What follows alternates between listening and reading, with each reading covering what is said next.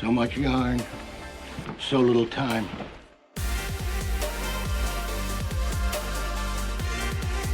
Big spin that yarn.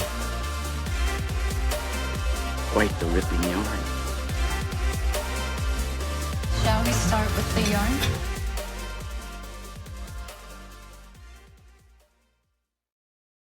How's it going, team? We are back, the Big Yarn Podcast. First episode back for 2025. I hope everyone had a good break, good time off or family time, good Christmas, good New Year's. Whatever you did, I hope it was fun and positive and awesome, and I hope you just enjoyed yourself. And now we're back for, I think this is episode 4 with Jack Newman. So the bro is on a mission, doing some cool stuff with men's mental health in Movember and his own challenges and fundraising, and told a bit of his story and sort of what he's been through with his own mental health challenges and the path he's on now, which is a really good one. And yeah, he's doing some really cool stuff, and I had such a good time talking to him. These types of conversations are super uplifting, talking to these types of people, and I guess just having these conversations and putting it out there, and you know, it's super beneficial for me as well, and inspiring for me. And just in this chat, he inspired me with the running stuff, which I've recently been sort of dabbling with, I guess you'd call it. But yeah, shout out to the bro Nigel too from Amplified Health for linking up me and Jack. And yeah, hit up if you need any help with nutrition, diet, mental health coaching. You know, he does it all. Hit up Nigel Amplified Health, if I could say it properly. And yeah, enjoy this episode, and we'll see you in the next one. Sure. There we go. We're live. No countdown. We're on. Cool. So yeah, you know the gist. Start from. I mean, we don't have to start from the beginning. Obviously, it sounds like you're on a few different missions in life. So that's what we're here to talk about, I suppose, and a bit of your story, you know, like where you came from, where you're going, what you're up to. Yeah, cool. Absolutely. Yeah, I guess I always actually start my story sort of in January 2022, and then sort of work back and then forwards from there. That was, and the reason for that is, I guess January 2022 was sort of the beginning of my, I guess, passion for my own health and well-being, but also helping blokes understand the importance of taking care of themselves and their health and well-being, which was as a result of my dad being diagnosed with cancer in January 2022. You know, I'm consider myself really fortunate. I've got a great father, and dad's you know, always been pretty much my best mate. He was my best man at my wedding. You know, so when he got diagnosed, that hit me pretty hard, and I guess that was that sort of moment where time stood still for a little bit. And through, I guess, that process of taking in that news, I took a moment and just sort of reflected on where I was at. So I've got 4 beautiful children, and you know, I sort of sat there and I was like, I've got 4 kids, I've got a wife. I was 142 kilos at the time. Pretty poor diet, and you know, drank some pretty excessive levels of alcohol now, looking back, to be fair. So and I hadn't really done any exercise. I think 2015 I stopped playing rugby through a head injury, and hadn't really done any meaningful exercise since then. You know, didn't really have something tying me to exercise. So I was in a pretty poor place, I guess, at that moment, and that's when I sort of decided that, you know, it was time for me to make that change and make sure that I was doing the best that I could to avoid any health issues, and be around for the kids and be active for the kids. You know, and that was sort of, I guess, the start, and the goal was always to be a better person and to be a better husband and a better father.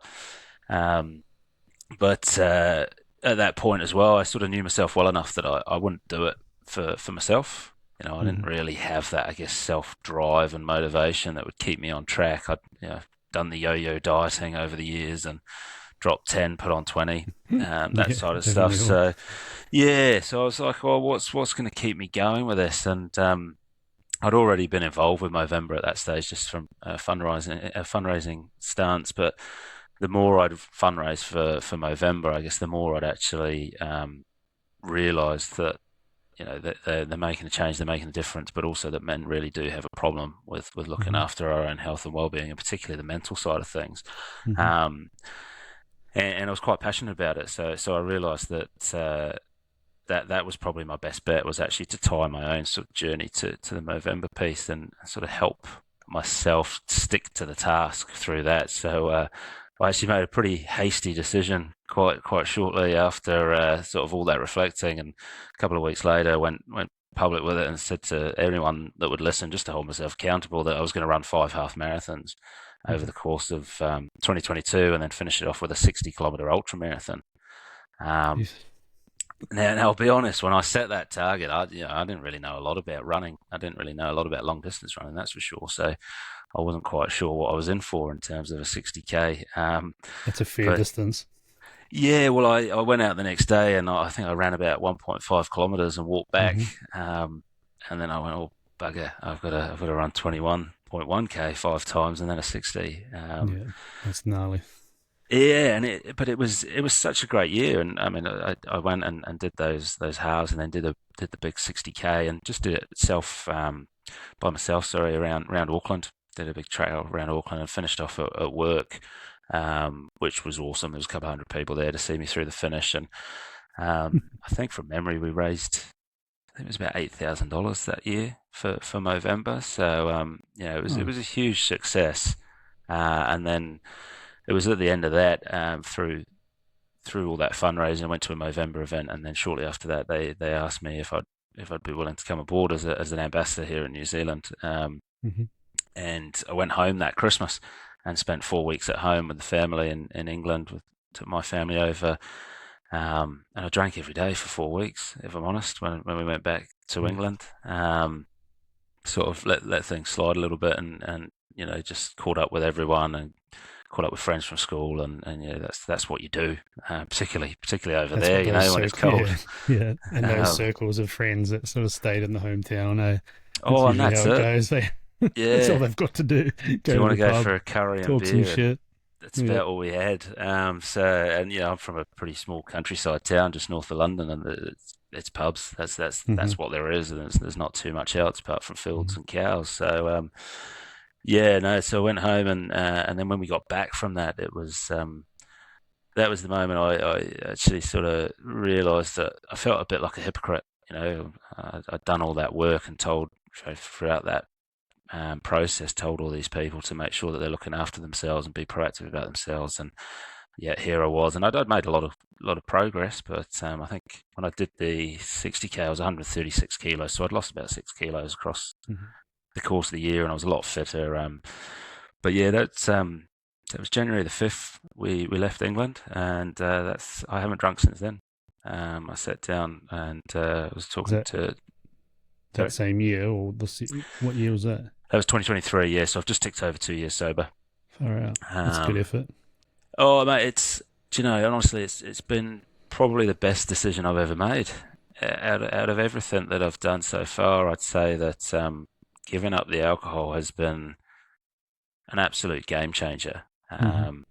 And again, with that, sort of tied it in with everything else to sort of keep Hmm. me on track. But sort of just said to myself, I'll take it one day at a time. I won't set a lofty goal. And I just won't. I actually use the phrase quite a lot. I just won't drink today. I actually wrote that down quite a bit throughout those first few months. Just won't drink today, and that was sort of, I remember getting into my desk at work, and it was just there written on the computer screen.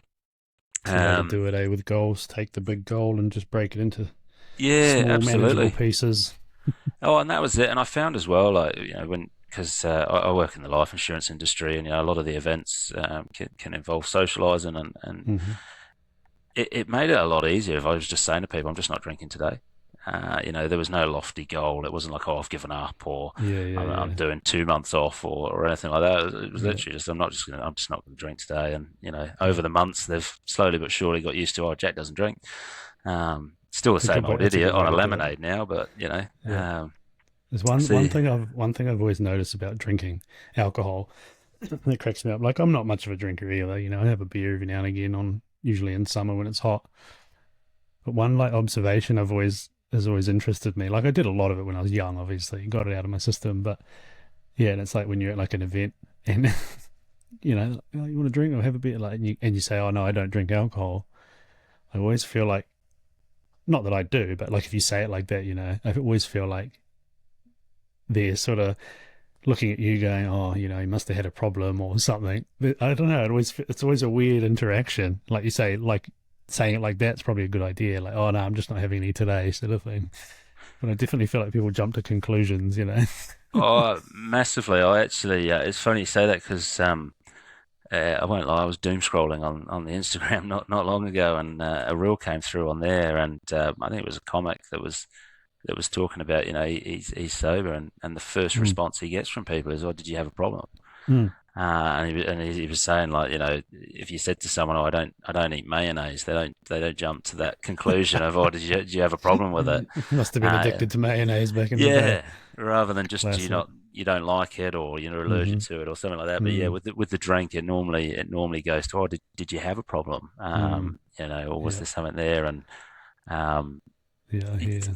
it's probably a question I've struggled to answer at first. Like when Hmm. people ask me that, because you know, I think when I was drinking, if you'd ask me, I'd say, "No, I don't have a problem. I'm not addicted. You know, Mm, I'm not dependent. I can go times without it." But you know, if you were to ask me today, I mean, 2 years sober, I'd say, yeah, I did have a problem. But yeah, that's a hindsight reflection in terms of mm, there's a lot of negatives that came from drinking for me, and not a lot of positives. yeah.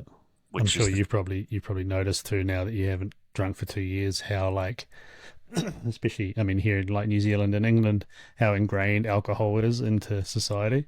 It's pretty oh, it is. wild. Like I'm super observational, so I'm always just like people watching and you know just I guess overthinking about like societal stuff. And man, it's just like it's so normal. It's so normalized. And, like it's a drug at the end of the day, and it like you know as you probably know, it's a fucking depressant.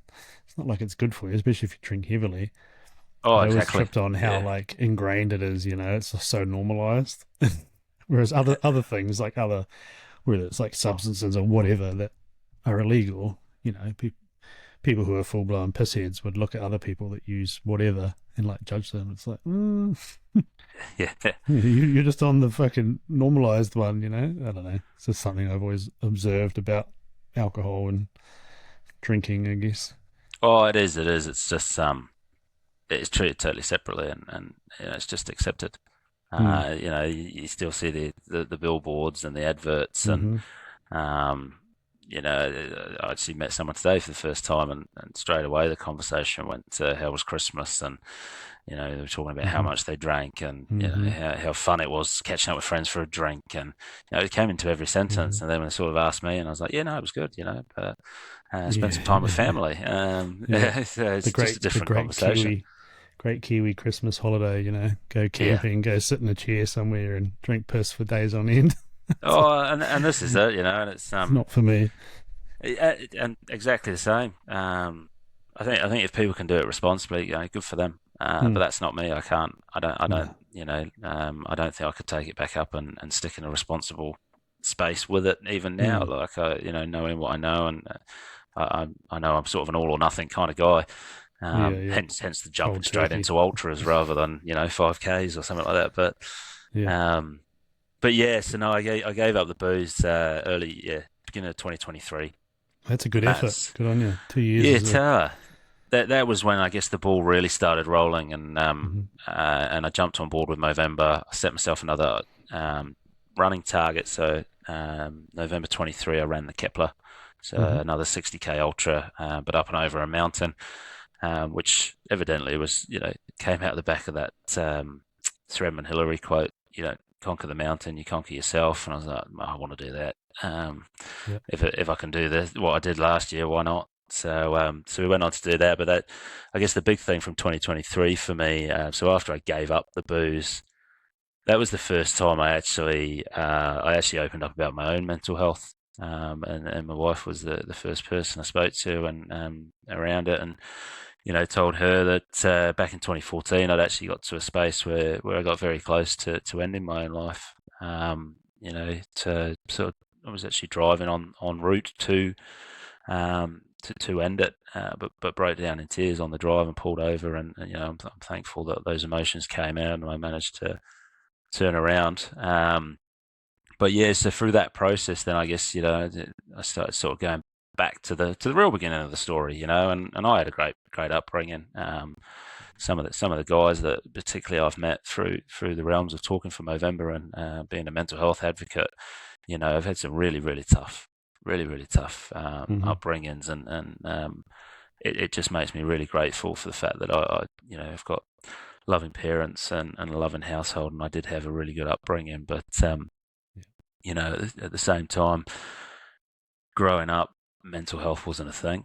We didn't talk about mental health, sure. and especially not with men. That's for sure. Oh, and this is it, and it's I think we are making some progress in the fact that people know a bit more about it these days. It's sort of it's a bit more in the media now. I think it wasn't too long ago I was watching actually the David Beckham documentary on Netflix, and there's a scene there where Rio Ferdinand talks about back when David Beckham got sent off against Argentina, and the abuse he faced out of that, and he said then, like, mental health wasn't a thing. There was no psychologists in football teams. You weren't having counselling. You weren't talking about it. It wasn't in the media. It was just all this abuse. And I sort of sat there and I thought to myself, well, actually, it still wasn't a thing when I moved to New Zealand in 2007 when I left England and moved here. And I left home and the safety net of everyone I knew and came over here, and I was a pretty confident young lad, and I was playing rugby, and so I connected pretty quickly with a group of guys from the rugby club and made friends over here pretty easily. But at the same time, went through a lot of, I guess, emotions that I didn't really sort of understand. How old were you? I was 19 when I moved here. So we're the same age. How old are you? I'll be 37 in 2 weeks' time. What date's your birthday? 30th Jan. Far out. So my birthday is on the 17th of February, and I'll turn 37. Oh, and there in you go. 2007, I left New Zealand and went to Australia. Oh, there you go.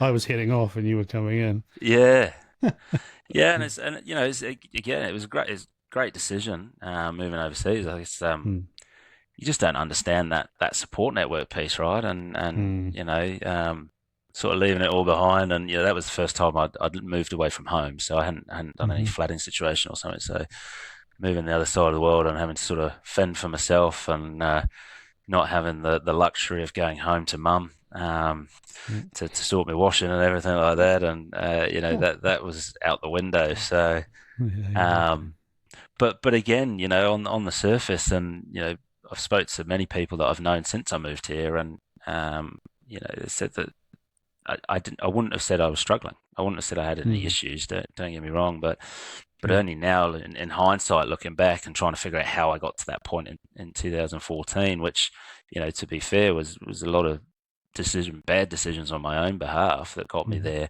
and then trying to work out why I was making those decisions, and understanding, I guess, those things that I didn't understand at the time, which a lot of it was, if I was upset or if something was going on that I didn't quite understand, I'd turn to the booze, and I'd have those drinks, or if one of the rugby lads was smoking something, I'd probably smoke it too, whether it was just to fit in or whether it was to try and numb what was going on through alcohol connection or whatever. It was just basically trying to bury those feelings. And what I know now, obviously, is that they don't go away. They pile up and they pile up, and unfortunately, for me, my behaviours got worse and made worse decisions, and then it all boiled over in 2014, and my relationship at the time ended there, and all of a sudden, you're very alone again,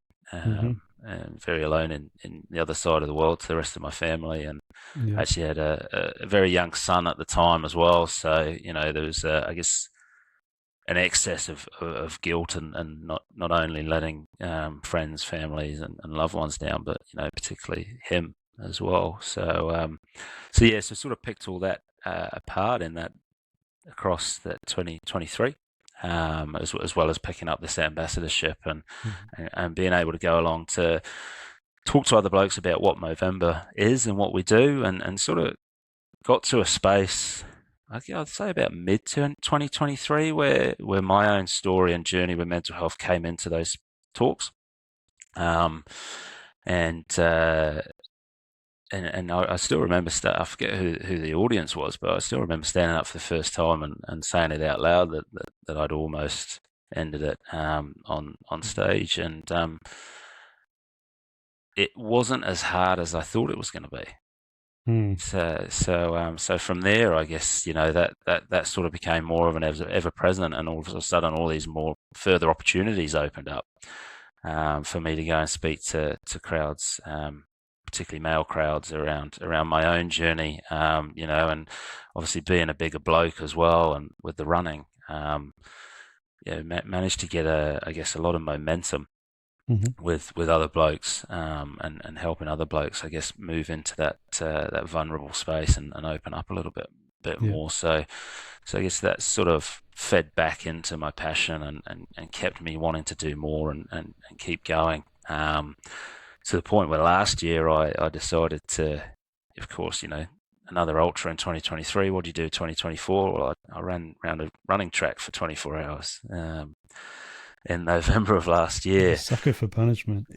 Yeah, I am. I was actually 28th of Jan last year. Sorry, that sun's really sitting in my face there. But in 28th of Jan last year, unfortunately I fell off a ladder just out the front of my house here. I was cleaning gutters, and I fell roughly 4 meters. And I was a very lucky boy. I broke both my arms and some ribs, but I got told by quite a few medics that it could have been a lot worse. So I actually thought I'd put the running on the back burner for a while, and I wasn't really sure I was going to do anything. But after a week of being at home and taking pain meds and lying on the couch and eating all the stuff that I'd tried not to eat as much of, I could sense myself getting pretty down and moving towards some pretty dark spaces. So slipping back into the hole. Yeah, and there's the meds. There's a few opioids in there, and it was that second week. I was like, no, I can't do this. So with the help of my lovely wife, I went and hired out a spin bike, and tapered off those meds pretty quickly and started using movement. I was already into my ice bath in there, but that was a little bit hard to get into with 2 broken arms. But just trying to use those sort of modalities that I'd picked up over the prior couple of years to help me with that recovery. So when I came out of it at the end of when I got my casts off, and I was actually I hadn't lost a lot of fitness. And I'd managed to link up with my running coach just at the end of March, just through an Instagram competition actually, and he's been an absolute godsend, really, to be honest, Scott, my running coach. So I toyed the idea with him, expecting him to sort of say, mate, take it easy. But I think his exact response was, fuck yeah, let's do it, or something along those lines. And, the bloke never doubted me from get-go, which, when you've got someone who just doesn't doubt you and, knows you're going to put the work in and knows you're going to do it, your self-confidence goes up pretty quickly, and that really helps to move that self-doubt out. So last year became even bigger, and obviously training for 24-hour run, there was some pretty big Ks and hours of training runs throughout the year as well, and a lot of Movember talks, which was great, being able to go along to so many companies as well. And then it was just such a fantastic event as well. So the whole purpose, I guess, of me doing the 24-hour track run, after doing the Kepler, which was a very lonely run on that mountain by myself, I wanted to do an event where more people could get involved, and we could sort of create a bit more of a community. So actually, I'd also reached out to Zane Monroe for All the Brothers, and got them on board as well. And so we created this event, and then I wanted to do 24 hours to sort of really, I guess, hone in on the, men's health isn't a once a year thing. It's not a Movember once a month thing. Yeah. It's all year round. It's 24/7, which is where then the track came in as well. It was like, it's infinite. There's no finish line. Well, there is technically, but you don't finish. You just keep going, and it also obviously made the event easier for people to get around. Mm-hmm. But I tell you what, it was amazing. It was 344 laps that I ran over the 24 hours, and only two of them were by myself. How many Ks was it? 130, just over 137. Jesus. So it was a big nudge, over twice the distance I'd been prior. So I was pretty chuffed with that. But yeah, I was just blown away. I actually didn't listen to any music either the whole time, because there was just a raw constant dogged it stream for of people. 130. Yeah. Well, it's just because there was just so many people coming and going. It was just constant new conversation, which was keeping me distracted from, obviously the pain and the dehydration and everything else that comes along with those events. And yeah, it was phenomenal. I mean, there were some people there that I'd never met before, people that had heard me speak or had come and spoke at their place of work, so they turned up to come and join in with me, as well. So many blokes that ran the furthest they've ever run. It was about 4 or 5 off the top of my head, and my first ever friend in New Zealand, he was there. He ran with me, all the way through to these people I'd never met before, and that was, and raised just over 10,000 last year for Movember, but which is amazing and really helps. But the actual event and that community that it built was second to none. That just blew me away, and everyone that was involved that I've spoken to said the same thing. Like, it's just, it was. If I wasn't so dehydrated, I would have been in tears at the end of it. That was for sure. You had no tears to cry out. No. I mean, even just telling like that gives me inspiration. I've started running again recently, and I'm Nice. like, it's been off and on, because I'll like run, I'll get back, I'll do it, and then something will, like a knee or something will stuff out, and then I'll get back to it. Like, I kind of just went too hard too soon. I think I didn't ease into it, but like I think I'm 95ish kg. I'm always like, so seeing you at whatever you weigh, 130 something, doing that far, it's like, there's hope for me. Yeah, absolutely, and that's become a really big part of it for me actually as well. And that's one of the things that really drives me through, is because because I am a big bloke. I mean, I'm still 120 now. Yeah, and one of the things I actually love is I don't do a lot of running events. I do quite a bit of it on my own, but the events that I do go to, you get that sort of look from people of, it's okay, I should be all right because he's doing it. The bigger bloke, and then obviously, coming through the end of it ahead of them, and they're kind of going, actually, he can run. So I really enjoy that sort of just trying to motivate people and say, I'm not your stereotypical ultra marathon looking runner, but I'm out there doing it to almost show people that you can do it as long as you're dedicated and you actually put the work in to get there. And a big thing for me is you've got a big enough reason to stick you to it. And for me, anyone that's able-bodied can actually could actually get out there and do a distance that they perceive they previously couldn't do. Yeah, for sure. Yeah, I kind of went wrong with that, I think, because I jumped back into it. A friend of mine in town here, he's got a running store. I should have gone to see him first. He's an ultra marathon dude. Shout out Ian. He's got a shop here called Kinesi Running, so he's just like the running master, trail running and all that. And instead of going to see him and getting some decent footwear straight off the bat, I just used some old shoes I had. So straight away I was having issues with my feet, and then one of my legs stuffed out, like my calf. And, because I was already fairly fit, but not running fit.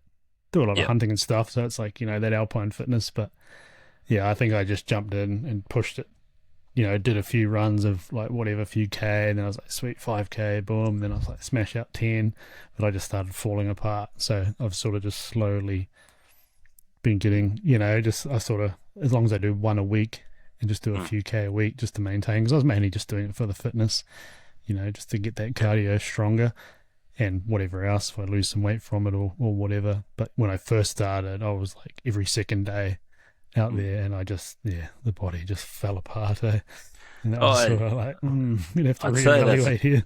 That must be a common thing. I must admit that, that from, it's, and that's one of the things that, for me, it's part of the reason I sort of, I guess, fallen in love with running is, you know, it is such a sort of progressive and humbling at times endeavor. You know, even now, like after the big run, I had a few weeks off, and the body needed it, you know, and sort of just getting back into it, sort of beginning of this year, and those first couple of runs, sort of all of a sudden I wasn't running those, you know, 5-minute 30Ks that I was running last year. It really sort of humbles you, and you know, a lot of my running's done by heart rate, and you know, the heart rate was through the roof all of a sudden, and I think I came home and had a good couple of whinges, and then sort of went, actually, you know, this was the bit that I ended up enjoying, was seeing the progress and actually putting the work in over time. So I've managed to discover that again now. What does your heart rate sit at when you're running? So we try a lot of the runs. It's sort of in that the zone 2 area. So mine sort of sits around the 140 to 145 mark in there. So if I'm running around sort of 6-minute Ks at the moment, it should stay around there. Had a pretty good run this morning, and I think it was averaged out about 147 over 10K. So mine's definitely higher than that. Yeah, well, it's you know, the whole zone 2 piece for me, again, I think it's one of the hardest things is slowing yourself down at the beginning. You know, I think many runners will tell you that sometimes you feel like you're better off just walking. You know, sort of when you start a training block or you're getting back into it, and you're sort of having to go really slow just to get that heart rate down. But if you do it for a couple of weeks, you'd be amazed at how quick you start, or it seems quite quick over time, that your heart rate starts adjusting and your speed. I actually, Nigel from Amplified, he telling him my heart rate stuff. Actually, shout out to Nigel, he's the one that linked us up, so there you go. And I told him, and he was like, dude, nah, just run like 100 meters and then walk a bit, run a bit, walk a bit, because I think it was well too high for what it should be. Yeah. Like, okay, don't want to overdo it. Again, I don't know how accurate my. I just blame the watch. I'm like, the watch must not be accurate, but. That's it. And it's, you know, again, I guess it's almost like a bit of ego training when you know, when you're training in that sort of those zone 2s and trying to keep that heart rate down, and you know, and that. Speaking of which, I mean, you know, one of the worst things probably about the old Instagram these days is just the amount of people out there that are, you know, posting speeds and heart rates, and it's, you know, I think one of the things that sort of bugs me more so than anyone is the word easy, and all this easy run is an easy. I mean, there's, you know, what's easy to use not the same to anyone else, and you know, an easy run just means it's enjoyable, right? Or that's it. Call it an enjoyable run. But yeah, I mean, it all I guess is different perspectives for different people. But yeah, I mean, you can slip into, particularly from a running sense, you can slip into that comparison space, because there's so many people, and it's so trendy at the moment for people out there sort of doing it. And as much as, you know, we can say that comparison's the thief of joy and we shouldn't do it, we all do it. I put up a story every now and again from like a run, but I mean, it's usually just taking the piss out of myself because the stats are the opposite. It's like slow as, but hey, I'm out there trying to inspire someone. I try to post all of my stats. I try to post every run, and a big part of that, you know, I guess it's twofold. One is accountability to myself, but another one is, you know, just sort of trying to, I guess, again, just trying to inspire a little bit and showing the consistency and showing the ups and downs of my running, you know. And I actually think the stories where I've hated a run and it's been a terrible run get more likes than the ones that I enjoy. You know, I think a few people actually resonate a little bit more when they see someone say, actually, this was horrible, but I had to do it because it's in my program. See the struggle. Yeah, yeah. So, and, I always say to my wife that those are the ones that count. Those are the Hmm. ones that really count. Are the ones that I didn't want to do, or they Yeah, completely sucked. yeah, And yeah. I I've hear you on that never, one. yeah, never felt worse after a run. Let's put it that way, I No, guess. and I've So done the never same. regretted it. I've done the same where I'm like, I know I need to get out, and like I'll say to the wife, same thing. I'm just like, man, I don't know if I got this in me, but then that like other side of the brain goes like, no, this is the time to do it. Like when the time you don't want to do it, get your shoes and go, whether it's Yeah. running or cycling or any sort of exercise. But yeah, the running, it's a funny one because I used to run years ago, like in my 20s over in Oz, and I enjoyed it. I used to run on the beach a lot. I was super fit. But this time around, getting back into it, obviously my body's a lot older and munted. So I've sort of struggled with a few ailments from it. But the actual like process of it, I've really been enjoying. I think if you're any sort of like disciplined person or whatever, you can't not enjoy it because, like you said, it's like a humbling experience because you're out there like pushing yourself. So I've really enjoyed getting back into it, and it helps. Like I said, going and get some decent shoes and some decent gear. Like the tight short things, so you don't get chafing and all that. Like all those things have made it more enjoyable for me. And I'm not Yeah. doing it as much as I should, but I've enjoyed getting back into it, especially the fitness side. Like I was just out hunting last weekend, or this weekend just been, and you notice it up in the hills, the difference in the fitness. Just Yeah. that extra bit of like whatever you call it, like you say, zone 2 or whatever, that high heart rate cardio stuff definitely makes a difference for me. So I'm Oh, going to try definitely. and try and keep doing it. Yeah. No, great. Yeah, absolutely. And I think you touched on it there with the hunting. Like, that's another thing that I love so much about the running is the adventure side of it, Hmm. and getting out there. I ran up One Tree Hill this morning, and that's not exactly the mountains of Wanaka, but just getting up and seeing the sunrise at the top of the hill there, and Hmm. it's just fields, and then the city in the background. Yeah. I love that stuff. I think there's ample research out there that talks about how good being out in nature is Hmm. for your mental health and well-being, and you pair that with running as well. Hmm. Yeah, there's For definitely me, that runner's it's high or great. whatever they call it. Isn't it runner's high? I definitely, Yeah, like, yeah, I understand it because, like you said, like even if I've had to super force myself to go out and do it, I've never felt worse afterwards. I'm worn out, but I'm like, man, I'm like peaking. yeah, Same with like the saunas and the ice baths and all that stuff that yep. that I That's do. it. It's all gives me the same like euphoric feeling, I Yeah. suppose. It's Oh, definitely that's a it. thing. Straight after that horrible feeling down the bottom, you pick right up. Hmm. And yeah, I said to Scott recently, the coach, and for me, I'd love to do more mountains. Hmm. As hard as the Kepler was when I did it, I'm a lot fitter now. And looking back, that that was second to none. Being up a mountain and doing a run up there. So yeah, Yeah. I'd love to add more of those. Maybe some more great walks of New Zealand. I'll maybe have Yeah. to run some more. Yeah. I want to do some like whether it's like event stuff, just start small, do like a Mm. 10K or something. Like I'm not really, I don't know. I did do a 10K run a while ago just to tick it off. But I think like doing an event Yep. sort of helps push you towards something like you said, like setting a goal with an event that you have to do. Mm. So I want to try and do more like trail running and stuff, but just got to get the body to stay in one piece first, I think. Yeah, that's the over 30s Oh, joy. dude, I fell off my skateboard. I've been skateboarding a bit with the 4-year-old, just mucking around because I grew up skateboarding. Mm.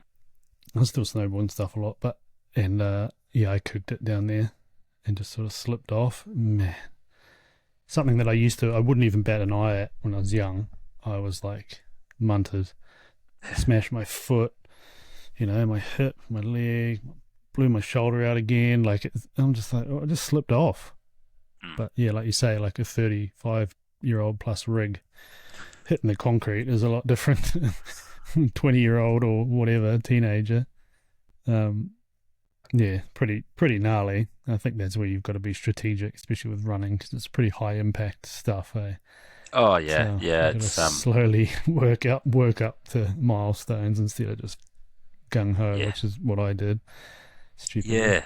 Oh, and that's it. And I guess, learning as much as you can around the recovery aspects and your body. It's stuff that's fascinated me over the last couple of years. And that's kind of how I got into the ice bath, and actually was around trying to help the legs recover, and then sort of got addicted to the mental health aspects of it, I guess, after a wee while. And not even the mental health aspects, to be fair, just that massive high you get after sitting in 2 degrees for 5 minutes.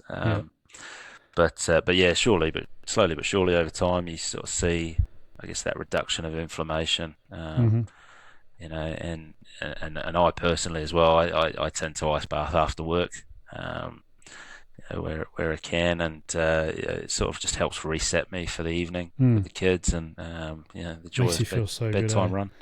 Yeah.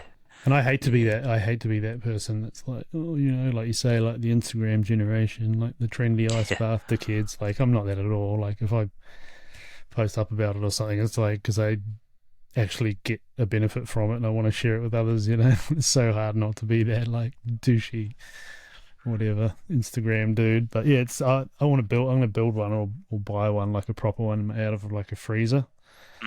Because I've got the rivers right across the road from my house, which is pretty cold most of the year. It's a bit warm this time of the year, but yeah, I just need, like you say, after you do it for a while, you definitely need something that's like lower in temp.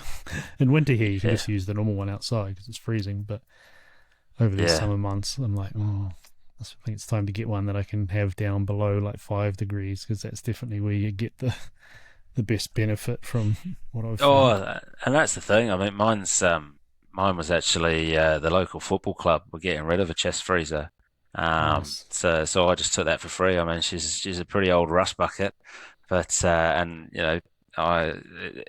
the largest of chest freezers easy. So just sealed that up and filled it with water, and turn it on overnight, turn it off in the morning, and by the time I get back, it's the ice is just about melted enough for me to break it up. And nice. Yeah, I think that's what I'm gonna do for sure.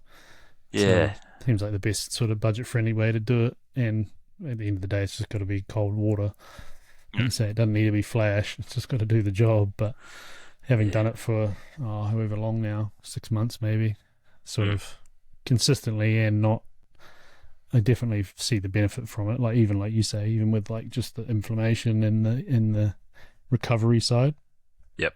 Yeah. Is worth doing, and just that mental, like, I think the mental strength that you get from ice bathing is probably one of the biggest aspects, the biggest things that helps. Like those days, like you say, where you're standing there looking at it and you're like, because you don't want to do it. Like, it's gnarly. You're looking at it like, I don't want to do this, but you've got to overcome that barrier, and get in there and feel that struggle. Like, so many people need more shit like that in their lives. Those mental hurdles that you've got to overcome and push through. They're definitely good for you. Oh, there's a lot of science out there around it, and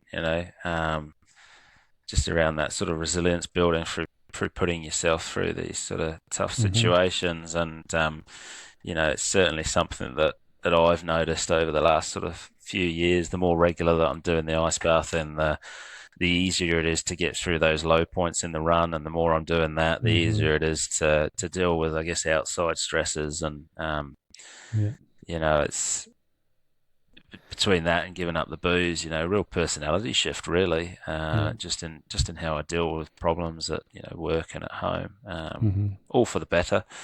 I believe so. But yeah, it is. It's addictive, But unlike the drugs and the booze, it's a healthy addiction. It is. It's definitely a better addiction than any sort of substance. I feel like I kind of feel like being like a disciplined person, whether it's like exercise or, like you say, like ice baths or anything. Just hard shit, like hunting or name something that's difficult. All that stuff's addictive too. Because, like I said, if you do have that inner drive or discipline in you, that's what you seek out, because you constantly want to challenge yourself. That's what I find with me anyway. Like I say, like you stand there staring at this freezing cold ice bath, and just like got to overcome that one side of your brain that's like, don't do it, you know. Yeah. It's like you slowly, the more you do shit like that, you know, you build like a mental strength. Even if, you know, like I've always been pretty mentally strong, I suppose, but like you say, as you get older, you look back on stuff in hindsight and see where you're at and how far you've come, and like how much all those little things like grow, you know, like build over time to sort of, I don't know. I think it's like you said, there's a lot worse things that you could be hooked on. Oh, absolutely. And it's, you know, I'm a big believer in, you know, trying not to regret the past too much, and, you know, what we've sort of been through shapes where we are now. And, you know, so I guess that's sort of the juggle for me with the kids as well, as, you know, I want them to live the best life they can be, but at the same time, you know, it's not, I don't want them to not make mistakes. You know, they've got to make some mistakes and learn from those, and grow from those. But yeah, I guess for me, there is that moment where you go, I kind of wish I'd found this purpose and a little bit earlier. You know, could have potentially avoided some mistakes, but more so for me, just how much I've enjoyed the last 3 years. Yeah, you sort of like, if I got into it earlier, I would have enjoyed some more. But you know, you just got to look forward to keep growing and enjoying the next year and the year after that. That's for sure. It's amazing how like even like something is, you know, like a mental shift, you know, like where you've probably gone from, I mean, again, I don't know what level you're on, but drinking heavily and probably feeling like shit all the time, and you make that switch, and like even you make that mental switch where you switch over to like positivity and gratitude and like all that stuff that is like helps you live your best life, I suppose. Just, I don't know, just amazing how much of a change it can make, and like your outlook of life or whatever it might be you're thinking about. But I see people that are stuck. Excuse me. I need a water too. You know, people that get stuck in that like cycle of negativity, man, it's such a crazy thing to watch. And then you see ones that make it out and switch over to the other side, you know, and they start living super positive lives, and, you know, being grateful, and, you know, like gratitude, something that I always preach about, because I think it's super important to sort of live your best life. It's huge. And they're it's like huge. a whole new person, you know. You can like, you know, a year later you can bump into someone that's like, oh, where did this person come from? They're like a whole new human, you know, just because they've made that switch. It's don't know, all that shit just interests me so much. Human psychology. Oh, I'm the same. It's I think that's again one of the highlights for me over the past couple of years, but also one of the things that's fascinated me most is just that power of the mind. You know, particularly 23 before I did the Kepler. I did a lot of listening to podcasts, a lot of reading as well. You know, around people that have done these sort of big feats, and how they've done it, and that resilience piece. And the one that springs to mind is Ross Edgley, his book The Art of Resilience. And you know, just he articulates it so well when he talks about, you know, the power of a positive mind, and you know, actually sort of self-talk and saying to yourself, I'm going to do it. It's going to be fine. I'm going to do it. Yeah, there'll be ups and downs, but we'll get there. And you know, that's over the last couple of events, that's been huge for me. You know, there were certainly times in that 24-hour run where the body was going, oh, I don't know about this, but the mind was always like, we'll be fine.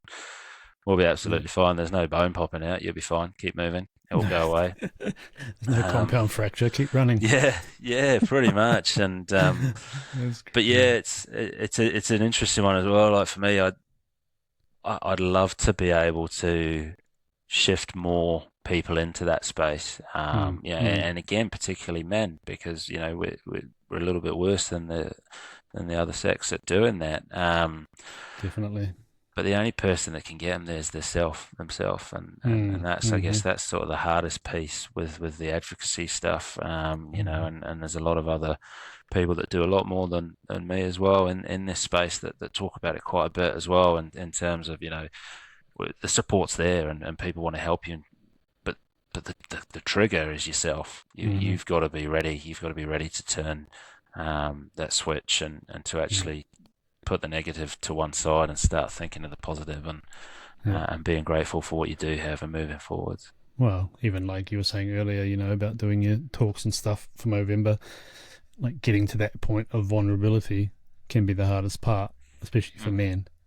You know, like you ramp up to this point where like you're going to be vulnerable. Like you said, you spoke in front of a crowd and you do it and you're like, oh, that wasn't that bad at all. And people are like supportive of it. And you're like, what was I worried about? I mean, I've personally, I've never really been like that. I was always encouraged to speak about my emotions and be vulnerable. And, you know, it's all good to be super manly at the same time. But or masculine, whatever the word is, but being vulnerable is like super important for a healthy and strong mind for men. But there's so many of them that are just like, they're like these caged up bloody, I don't even know, you know, like it's all, you can see the bottle up in some blokes that you meet. You're just like, fuck, this dude needs a chat, you know. I'm the one that like you, I want to help them. I want to go over there and be like, you know, what's going on? How you been? Sort of thing, like try and get them to open up, you know. And you see it like with doing podcasts and stuff. Obviously, you're in that realm, but I actually take great pleasure in like talking to, especially guys, about that stuff and trying to like get it out of them, you know. Like, it's like, come on, what can I get out of this fella? You know, get him to open up a bit. But yeah, some of them are just like they're just closed, bro. It's like, oh, it's going to take some work to get that fella out of there. And you see it. One area that you see it a lot in is like the rural sector. And I've said it before, like these generations of like farmers. Again, no offense to anybody, it's just how they are. You know, I'm not judging at all, but man, you see it so much in that realm, in like that farming rural world where it's been passed down. You know, it's generational the way they've been raised. You know, that like, no, fucking get on with it. We don't talk about that shit.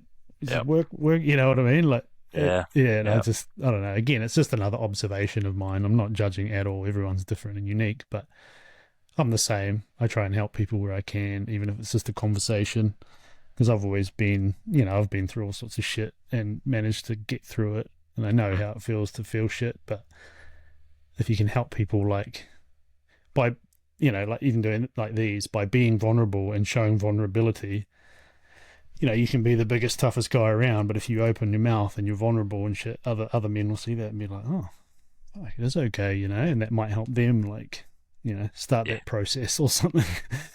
Oh, like you did, 100%, you did right. Yeah. It's on them though. Like you can only sort of give them the keys to it, and it's sort of on them to open up and then go down that path. You know, you can't push too hard. You've sort of just got to be like, I don't know. It's such a, like you say, it's a tricky one. It is, mate. It's a complex beast.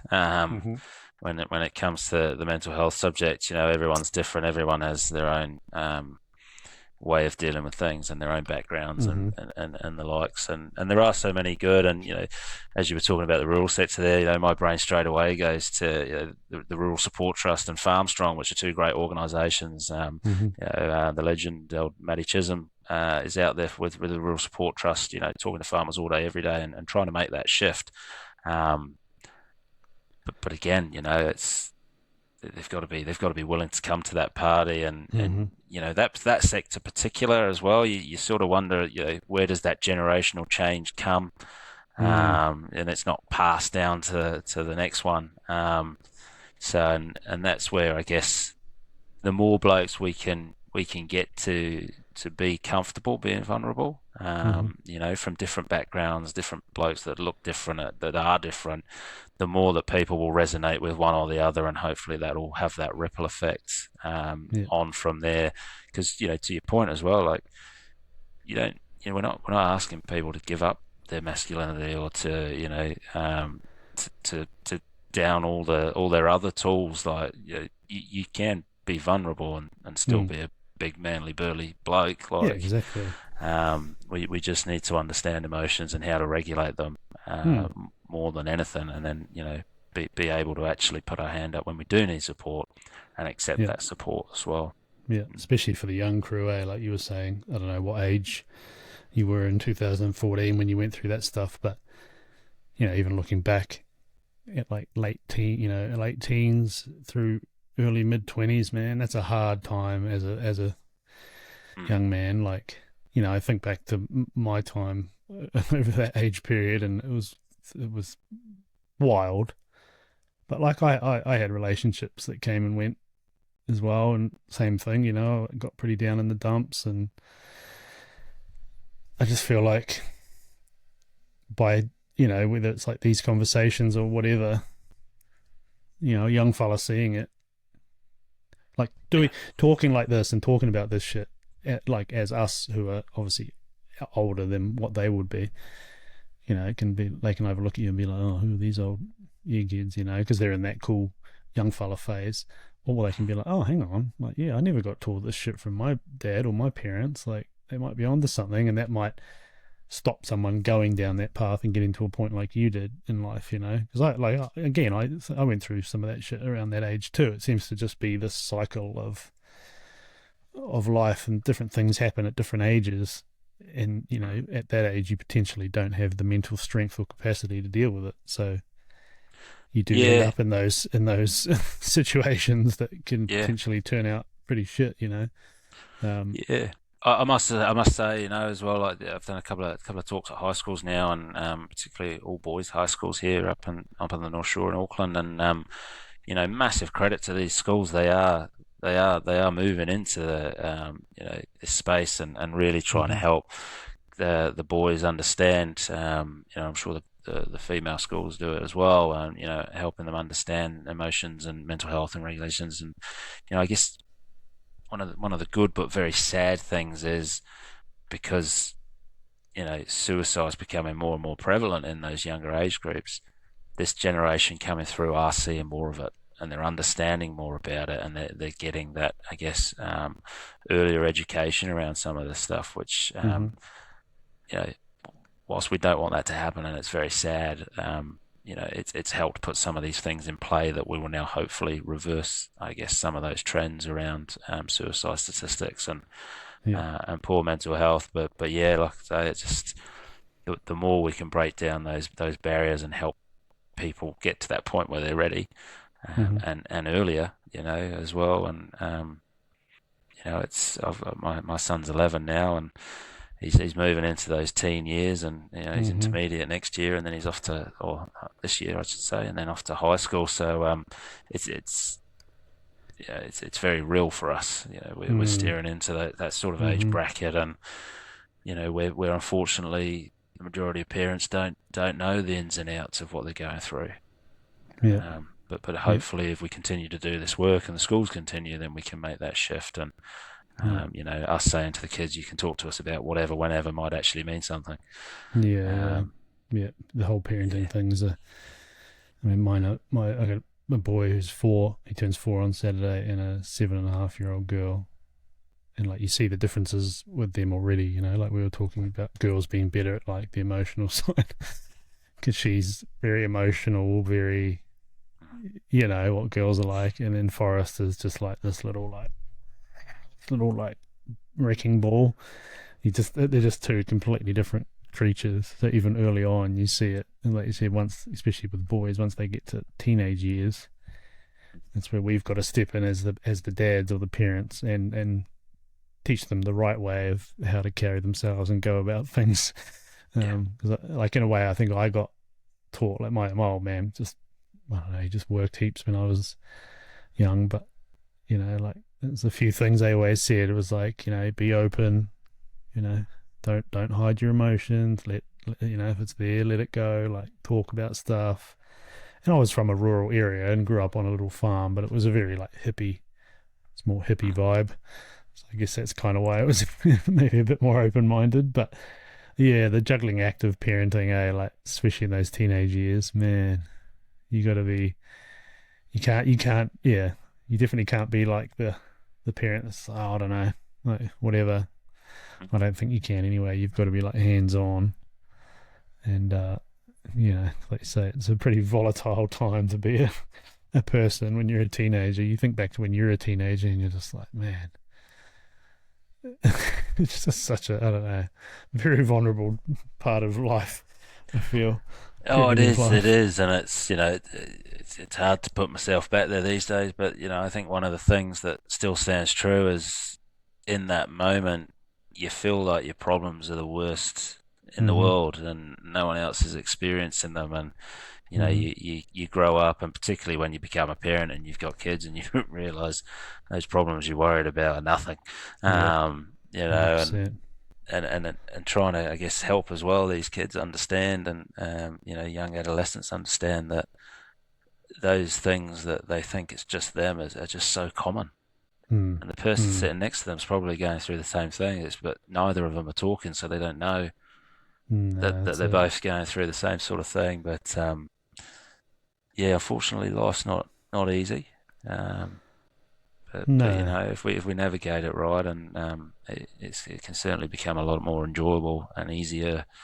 That's Yeah, for yeah. sure. You obviously get a good bit of happiness from helping others as well. Like me, I'm the same. Like I get great joy out of, like, whether it's in whatever it might be, whether it's just mindset stuff, or helping young fellas in the photography game, or whatever it might be.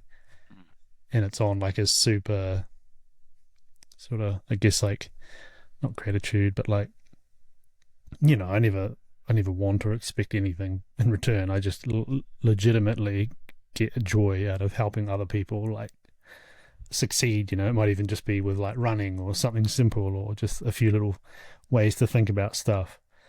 I love to, like you said, like we're saying before, like, give people the tools or the keys to do it, and then just watching them, like, take it and run with it, or just turn the other way and completely blank it Yeah, and go back down the bad path. I, I think to that point, like for me, that it's arguably the biggest joy out there is Hmm. seeing someone else succeed from a little bit of help from yourself, or Hmm. it's over the last couple of years. I sort of struggled with people sort of saying what you're doing is inspiring, or you've inspired me, Mm. sort of thing. And I guess it's that imposter syndrome that sort of pulls me back down and goes, well, am I? I'm just a bloke out here putting one foot in front of the other, really. But Mm. Mm. um, but now I've sort of started actually allowing myself to let that sink in, and Hmm. I get so much joy from hearing someone say to me, "I've taken up running because of you," and you've inspired me to enter this event, or you've inspired me Hmm.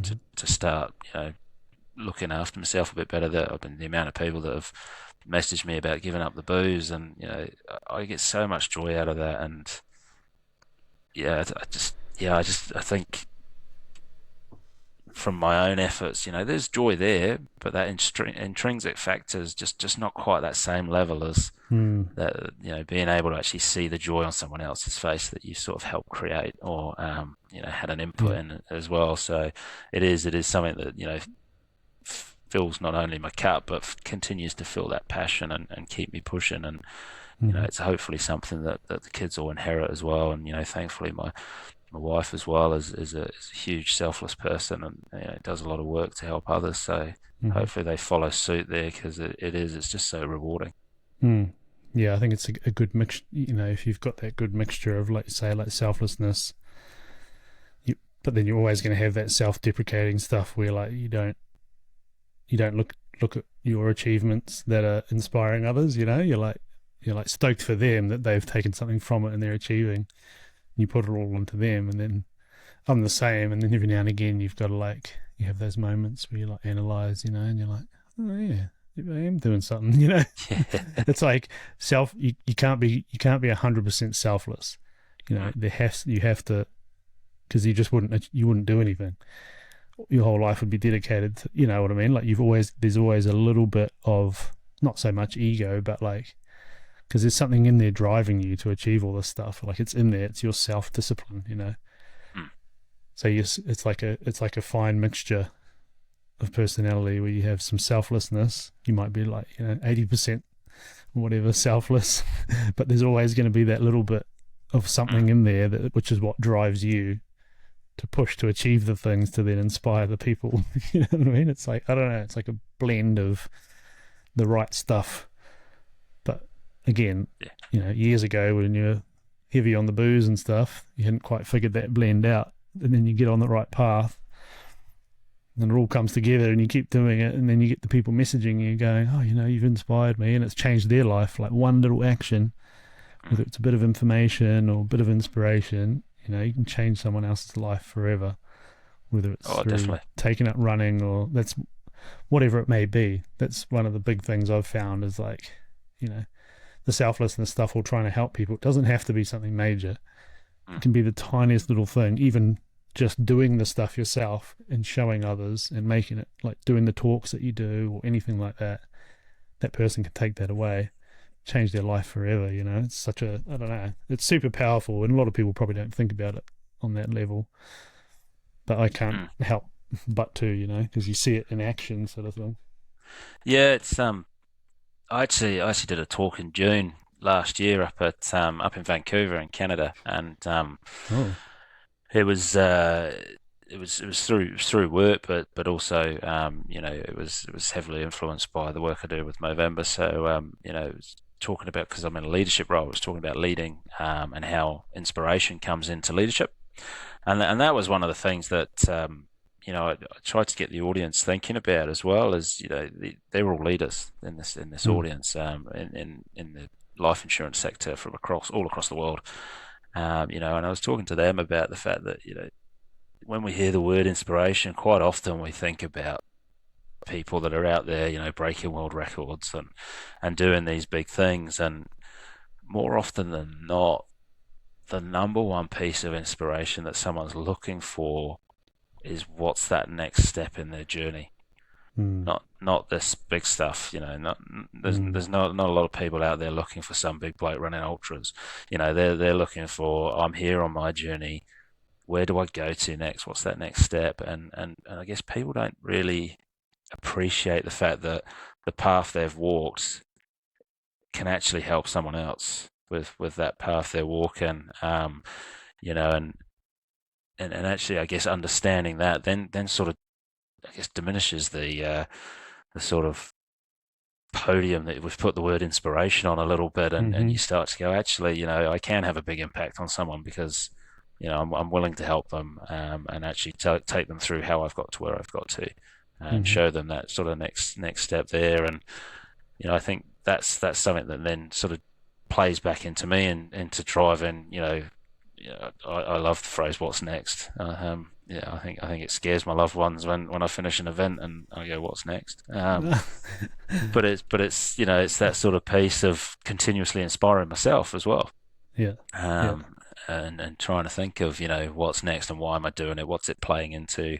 And sort of understanding my own sort of motivation as well as trying to help people as well. So yeah, it's a funny old one when people say, you're inspiring or you've done something inspiring, and you sort of sit there and go, what does that mean? But yeah, like I say, everyone's got something inspiring about them. Absolutely.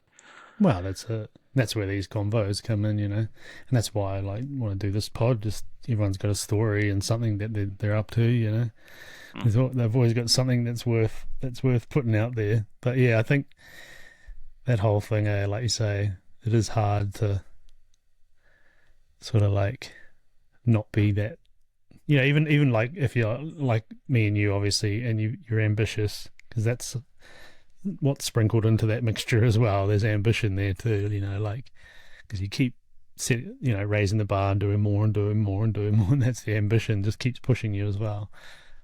But yeah, I made a video, I do like photography related YouTube stuff, and like about that stuff, about that doubt that can creep in, and you've got to again activate that other side of the brain that like overrides it. It's like, no, whether it's analyzing the stuff you've done that has helped others or whatever it might be, it's like a constant struggle, like back and forth, trying to stay on the right side, which isn't hard once you're on the right path, like we said. Once you're heading down the right path and you're on a positive path and you keep upping the goals and keep doing it and keep striving. But yeah, it's pretty easy to sort of turn the other way and go back down a different road. Like you said, like when you got injured, next minute you're back into the hole and you've got to drag yourself out again. But I guess that's where the ambitious ones and the ones who are trying to inspire have the strength to do that instead of just continuing down that That's dark it. road again. Yeah, I mean, it's just like I mentioned earlier with the yo-yo dieting, really, right? Mm, It's, I guess, looking back, the old Jack would do something really cool, and then you'd sort of fatigue from it and plateau mm, slightly, and as it went down, you give up.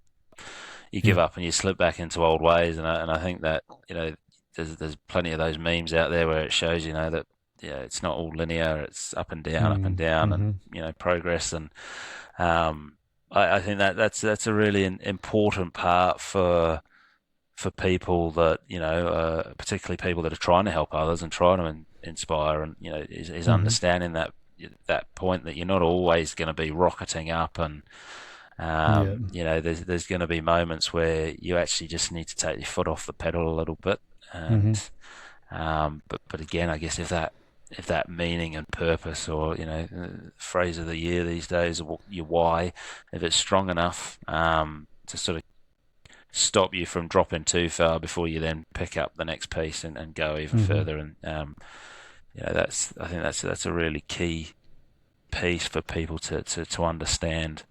Mm-hmm. It's fine, it's acceptable, and it's normal for sort of peaks and ebbs and flows sort of Yeah, yeah, throughout. yeah.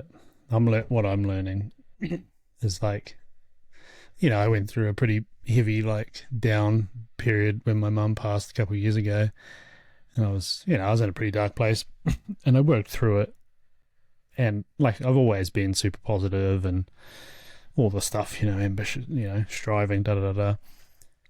But after going through that, and then coming out the other side and being sort of back on track, and I'm all good.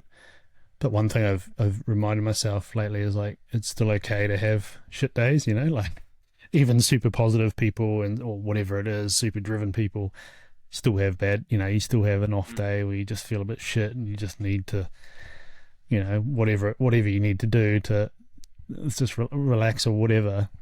Reminding myself that like, it's all good to have a shit day every now and again, like, especially if you've been through like whether it's depression or grief or whatever, any sort of mental health shit, and every Yep. now and again it sort of doesn't mean you're heading back down that dark path. It just means you might just feel a bit off for a day, whether it's through exhaustion or whatever it might be. Like with the alcohol thing, like if I have a few beers now, like man, it's not good, because I don't do it often, and I'm pretty healthy, and you see the effects straight away. You have a few beers, and the next day you're just, but down in the dumps, it's like, fuck, some people are doing this every day, and I wonder they feel like shit. But that's what I'm learning, though, is like, just, it's okay to have a bad day every now and again, whereas the Definitely. other side of my brain's like, no, can't have a bad day, get out there, do, whatever. Yeah. I Yeah. don't know. It's all, like you say, it's all just a learning process over time. The more shit you deal with or go through, the stronger you get and you grow, and it's just like it's a never-ending sort of, we're only young in comparison. You talk to someone who's in their 60s, and they'll probably tell you the same thing. Like, yeah, it doesn't stop. You're always growing, and yeah, I don't Yeah. know. Oh, It's an hugely, adventure. hugely. Yeah. I mean, it's what a goal setting time of the year at the moment, and everyone's talking Mm-hmm. about the goals and what's next. And I was talking to someone recently who said to me, what's your goal? And I was like, well, carry on, Mm-hmm. carry on what I've achieved over the last couple of years, and Mm-hmm. sort of take that to the next level. I said I haven't broke it down into what those sort of individual goals are, but that's sort of the framework that I'm trying to work within. I said, well, what about yourself? And he said to me, he said, oh mate, I've been losing sleep about this. He said, I've got no goals. I said, mate, Jesus. nothing's changed. Mm. You don't lose way in life because you don't have a goal written down. Like, goals are great. Goals are great Mm. to work towards, but at the same time, live life. Mm. Just live life, and an idea will come, and you'll work through it, and you'll make it a goal. But don't try not to beat yourself up that you haven't always got this next step on the or next rung on the ladder that you want to climb. And Mhm. so yeah, to that point, and like you say, my parents actually arrived this Friday from England. So, and Nice. Dad would probably be the first person to tell me that nothing changes. You just get older, and Hmm. you got a lot of life still to live, son. So Hmm. just enjoy what you can, and do, work through the ups and the downs. Yeah.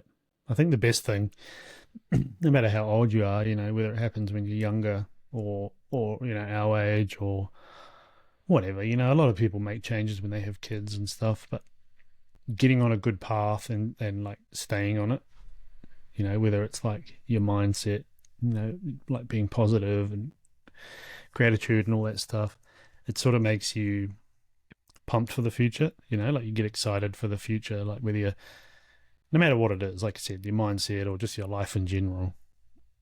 And because then there's so many people, and I genuinely feel bad for them that are sort of the opposite, the whole like, oh, just another day or whatever, they just do some job they hate and they just sort of mill along and they don't see anything to sort of look forward to strive towards or whatever. Where like for me, I've always got stuff that I'm working towards. Like you said, I don't really set goals like on a yearly basis. Like I don't do the whole New Year's resolution thing, I just go, just hustle, just do it. But yeah, I don't know, I get a bit sort of thrown off when I meet those people that aren't like that. Again, everyone's different, like I said, some people are perfectly happy doing that and just cruising through life and enjoying it how they can, but it's the ones who are not on that good path and they've got nothing to sort of strive for or be excited about, where I'm like, that's where I'm like, oh, change these people, Yeah, lock into their life and be like, show them some shit, even if it's just the way they think or whatever. I don't know, it's hard not to get affected by it too much. You sort of got to concentrate on your path as well. Oh, hugely. It's a big wide world with a lot of people going through a lot of different things, and Hmm. unfortunately, we can't help them all. And but yeah, I tend to think that the more of us that, I guess, put that effort into self care and understanding ourselves, the more that'll influence and flow on. And Hmm. Hmm. those people that are unfortunately sort of struggling along, and the brain goes to the negative before the positive. Mm-hmm. We can continue to sort of show and say what we're doing, and maybe they'll try something, or they'll make that Mm-hmm. move. Yeah. Yeah, because I mean that's one of the things that, particularly over 2023 and into last year as well. Yeah, I've never been a big studier. School, I did fine at school, but the idea of studying doesn't interest me at all. But over those last couple of years, I love just learning around what high performing athletes do, and these sort of high performers in business, and the entrepreneurs, and how these people think and how they got to where they are, what their journeys were, and what it is that they do when there's those sort of downturns in mood and things like that. And that's where I just hope that people can sort of get into that space of trying to go, Mm-hmm. okay, I wonder how he did it, and let's Mm-hmm. try and understand how he did it, and then I might just pick up one of those things from there and try that. And Yeah. then, yeah, hopefully over time, like I say, we're never going to solve it, but over time, if we can get more and more people Mm. on the positive side, hey, Yeah. we should see some big changes in the world, which would be great. 100%. I've always just had the thing like, if I can help one person change their life or their outlook or whatever they're doing, or chase the career they want or whatever, then goal achieved, You just, Yep. Yep. I'm not in it for anything other than that. Like, just help one person and you're like, job done. Because then everything else is just extra, It's like a bonus. Oh, It's, that's it. Yeah. yeah, it's definitely like, you definitely find your people though, eh? Like you were saying, especially at the moment here in New Zealand, you look at places like, the most toxic place on the internet, the Facebook comment section and stuff, and man, I don't know, it just kind of makes me sad, especially anything to do with this country, like to do with New Zealand, and I've lived all around the world and obviously lived in Australia for years, and there's all these people heading to Australia, and like the way they look at it they feel like is just so small. Like they look at Australia like it's this, because a lot of it's financial related. New Zealand, it's always been that way. It was the same when I went to Australia in 2007 when I was 19 or whatever. It was the same mass exodus happening then. It was just all the young crew that thought there was no hope in New Zealand, so you all went over there, and yes, you all got paid more and everything was cheaper, and it was like this wonderland. But Yeah. I was reading the comments on a thing lately, and that people just bad mouthing this country in that like negative, sort of that negative spiral of all the little shit that they're focusing on in their life. Oh, I came over here and petrol's this much cheaper. It's like, dude, if your concern is the price of petrol, like there's a lot bigger fish to fry in life than worrying about shit like that. It's just such a narrow-minded view of life and the world to me, and it just baffles me reading some of these comments, and it's just all negativity. And then as soon as there's a positive comment, I'll chuck a positive comment in there just to stir them up, and then all the replies are like, "Oh, is that?" It's like, man, the toxic negativity mindset in society is just brutal. It's brutal to witness when you're on the other side, and you've seen the benefits of being the opposite. Yeah. Oh, it is, and it's when I sort of started all of this off, I started up the new Instagram account, so because I had got a private account, and then with the whole Movember stuff and whatnot, and sort of wanted to sort of document this journey a little bit, and so I sort of talked to the wife around setting up a public Instagram account, and so I set up my second one, and it's interesting because the accounts I follow on there are all in this sort of space. And there's a lot of positive mindset stuff, and there's a lot of positive people, and there's a lot of people trying to make change, and advocates for better health, better mental health, and so my feed is quite general. Generally it's quite positive. There's no news outlets. There's no sort of influencers that telling me to go here or there in the bikini or whatnot. Like it's actually quite a positive feed. But even then, you go onto some of these things, and it's people talking about the power of a positive mind, and you look at the comment section in there, and it's people poo-pooing it, and talking about how lucky and privileged that person is to have that lifestyle, and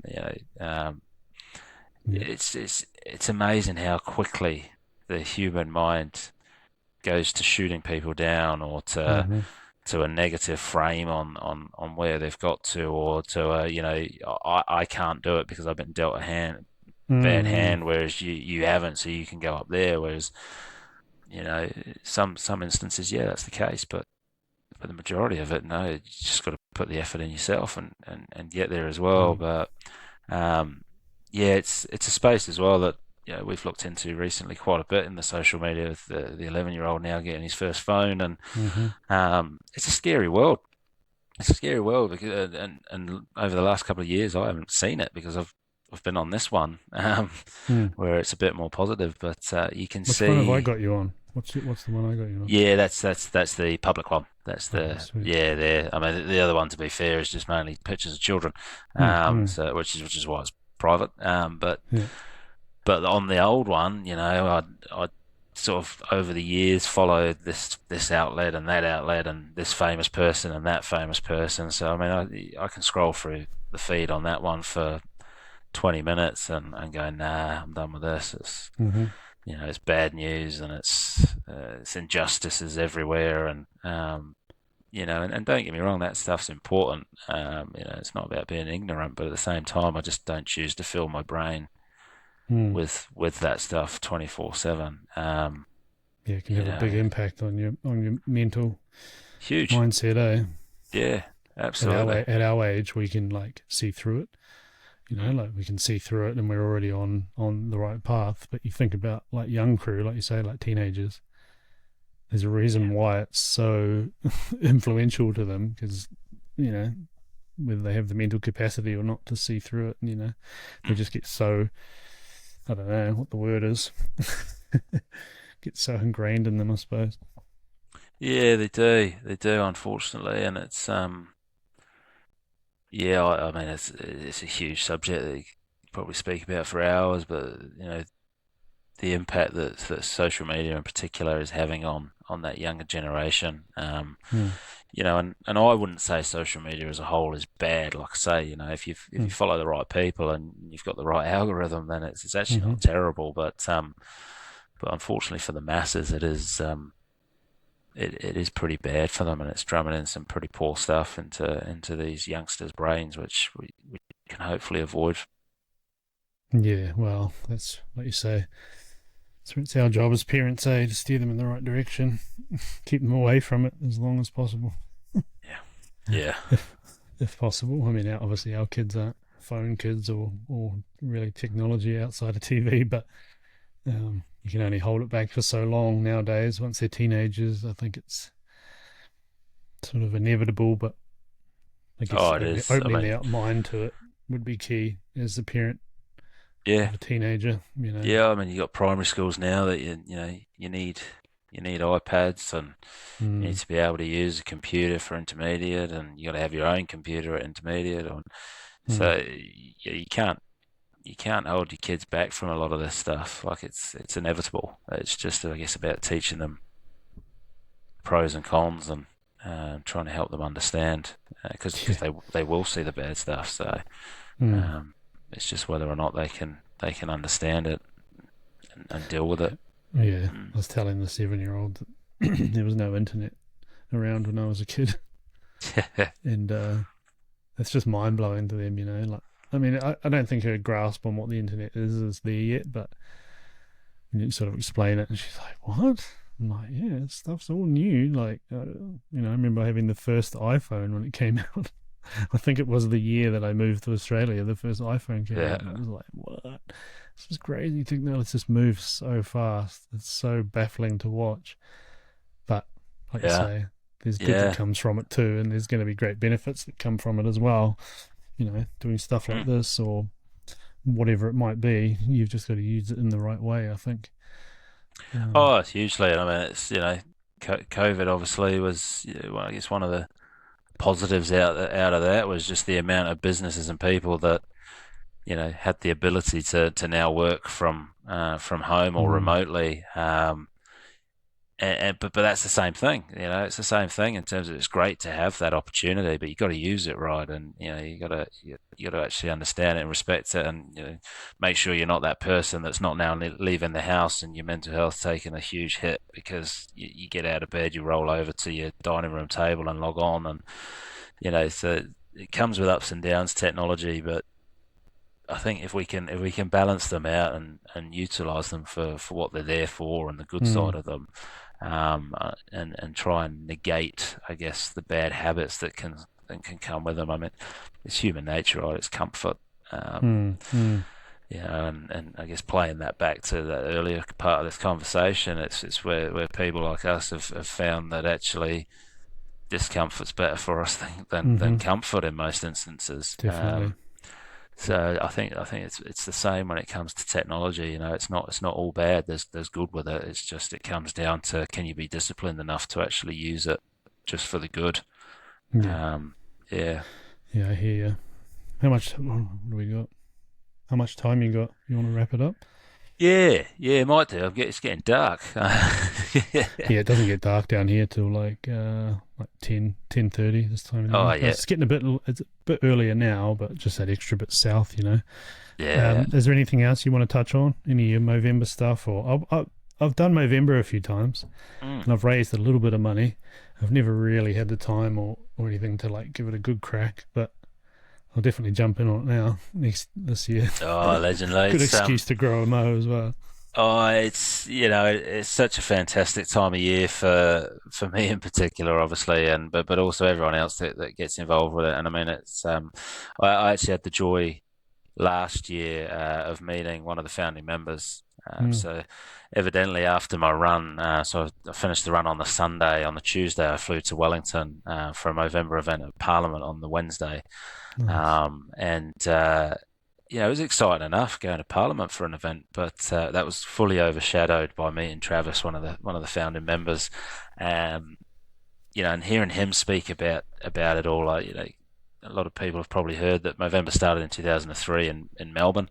Mhm. with Travis and his mate at a bar in Melbourne, wanting to bring the moustache back to fashion. So, it's I think it's such a cool founding story, but the essence of that remains to this day. And the organisation, we still talk about having fun, doing good, and really that's where we get, I guess, a lot of buy-in from the fundraisers. Is these people doing this, such cool things.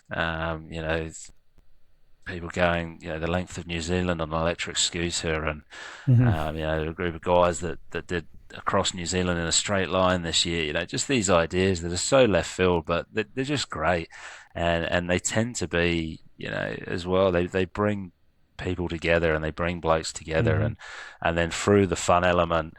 It's almost like that old putting the carrots in the spaghetti to sort of get the vegetables into the kids. As you do these big events, you sort of the underlying tones of what Movember is and what we stand for, come more and more to the surface, and then people sort of delve in a bit and see just the sheer impact as well that Movember has across the world, and here as well in New Zealand with a lot of the projects and initiatives that they fund.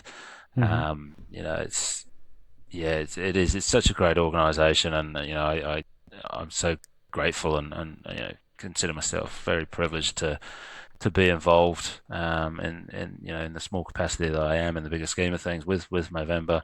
Um, you know, Good on you for Fundraising doing it. millions and millions, and yeah, cheers, mate. It's again just seeing the impact it has on so Mm. many men worldwide. And Mm. yeah, Movember focuses on three core areas: testicular cancer, prostate cancer, and then mental health and suicide prevention. But at the same time, all three of those, what we talk about, is a proactive approach, is early intervention. Is getting your checks done. I mean, that applies to men's health in general. Mhm. Across the spectrum. Whether it's heart disease or whatever, the same applies. The more that we can get guys understanding the importance of self care, as well as understanding the importance of actually caring for those around them as well. With that, we lift men's health as a whole. Mm. Mm. And thankfully, through that Movember avenue, they are making that impact. Yeah. And it's great to see so many people getting on board. And like I mentioned before, going to so many companies and doing those talks and seeing, not just the blokes as well. We've got most sisters all over New Zealand that are getting involved, and Most. passing the message on to their loved ones. And yeah, I think it's fantastic, and it's a charity that's, for me, lives and breathes what it stands for. Mhm. And like I say, at the heart of it is that element of fun. Yeah. It's not all doom and gloom and statistics. We do have a lot of doom and gloom and statistics there, but it's all about solution. It's all about action, and Mm. making a change. So Yeah. yeah, look, I'd implore absolutely everyone to get involved if we could. Yeah. You're definitely a good ambassador for them. It's So, I've always been a fan. I've always loved an excuse to grow a mow. It's like the one time of the year where you can get permission from the wife. But then, like, so the last couple of years, did I do it last year? I don't know. Some years I've gone on and off it, but yeah, I've done the little fundraising things and stuff and tried to do something, but nothing really like grand. Maybe this year you'll have to stay on me, and I'll set the goal to do something. Raise a good chunk, whether it's like a run thing or I don't even know. Like, come up with something. Might be a good thing to work yeah, towards if I do a running thing. That'll keep me running through the year. I have to stay that's disciplined it. and Yeah, work towards yeah. doing some sort of fitness fundraiser. Although my fitness will need a bit more work by then, I think. Well, Might there's be- there's there's plenty of options down your way. I'll have to come down and run a mountain or two with you. Yeah, well, I'm not really. I'm good at walking. I can walk up them with heavy bags on, doing Yeah, like hunting stuff. Sort of like the pack mule type person, but I haven't quite got. I do a few trail runs around here, just like on gravel tracks and stuff. But yeah, the actual running up the hills, like I was telling you about my mate Ian, mm, he's just left to go do the Revenant I don't know if you've heard of that. I have, yeah. Yeah. That's this weekend, isn't it? Yeah. Yeah. And I usually shoot it with my other mate Jace, but it's my son's birthday, so I got that instead. But Ian's finished it. Seeing what those guys do, I'm like, dude, there's levels to the shit, and I am right down here. Here I am ticking off my little 10K or whatever. You see these guys that they run through the mountains, and like he runs up Roy's Peak. He does like a run with his shop. I think they do it every Friday morning. So he runs up Roy's Peak multiple times a week. Wow. And it's just like another day for him. And I'm like, dude, like I wouldn't even make it halfway. Like, there's levels to it. But yeah, it's just, I don't know. Maybe it's a goal to set by November. I'll try and come up with some sort of fundraiser, because I really do like doing it and being involved. And like I said, the excuse to grow a ginger moustache is always we love to hear it. It's mine's very ginger and reasonably slow growth, which I get a lot of fun commentary about for the first couple of weeks of every Movember. Yeah, you got to get are you allowed to get a jump on it, or are you supposed to shave it the day before or something? 1st of November, shave it off. I think there's a fair few that will, they'll get the jump on it, but the slow growing brothers. I wouldn't be able to enter the Movember Ambassador WhatsApp chat if I didn't stick to the rules. All right, well, we'll make it a plan for November. It's obviously a long way away, but I'll do something. I don't know what, but lovely. Come up with something to do. But I really appreciate you jumping on here, bro. That was a really good chat. And I appreciate you having me. I can see why you're doing the talks and stuff for Movember, because you've definitely got the flow. Oh, I appreciate that. Yeah, you're on a good path, and you're spreading a good message, and that's what I'm all about. So I love to see others doing it too, out there striving and helping people and doing all the good stuff that good humans should be doing. Legend, mate. No, I do. I really appreciate it. Any opportunity to share the story and try and help blokes, I really do appreciate it. So thanks again. It's the best part about doing these, the messages you get and stuff from people, like helping them. It's just, I don't know, it just makes me feel so good. Yeah. All right. Thanks again. Awesome, mate. No, thank you. See you, bro. Cheers, bud. See ya.